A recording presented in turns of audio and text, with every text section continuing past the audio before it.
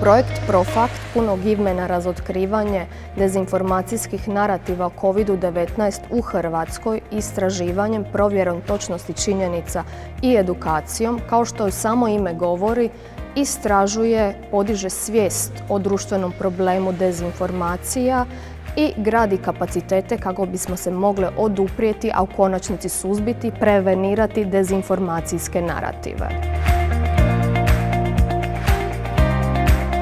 Moj zadatak je, odnosno zadatak dijela tima sa Sveučilišta u Dubrovniku je provesti analizu društvenih mreža kako bi identificirali koji su to izvori dezinformacija o COVID-19.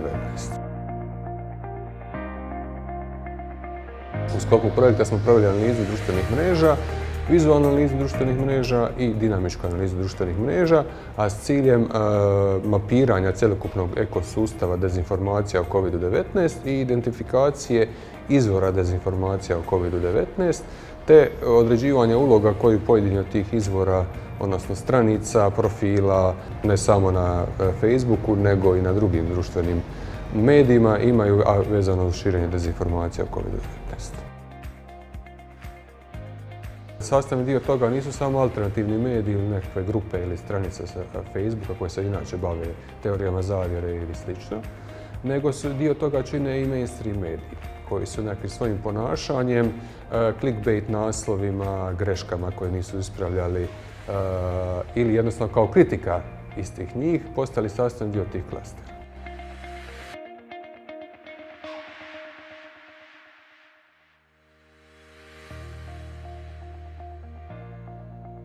Dakle, rezultati ovog istraživanja slični su sa nekim prije dobivenima o širenju dezinformacije i stvaranju takozvanih ekosustava ili prostora njihovoga međusobnog povezivanja i povezivanja različitih izvora. Ono što je zanimljivo da je taj sustav koji je uspostavljen nadnacionalan i karakterističan je za ovu regiju koja govori vrlo sličnim jezicima, tako je da je prelazak dezinformacije i teorija zavjera preko granica ovih balkanskih državica vrlo čest i frekventan.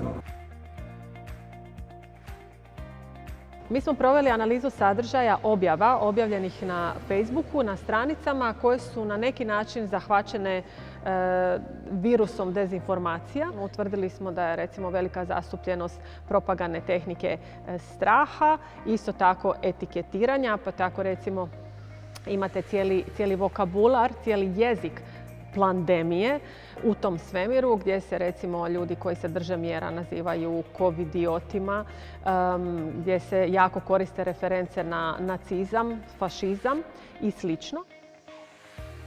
Širitelja dezinformacija postoji cijeli niz motiva zbog čega oni to rade. Ima oni koji to rade zbog ekonomskih razloga, dakle radi klikova, jer to ljudi žele čitati i klikaju i automatski oni dobijaju novac od Google oglasa primjerice. Drugi razlog je politički. Dakle, imamo cijeli niz javnih osoba, političara koji na takav način misle da mogu osigurati nekakvu svoju političku potporu i to je narativ koji oni koriste u to neku svoju antisistemskom borbu protiv sustava ili nekom popularističkom obliku djelovanja.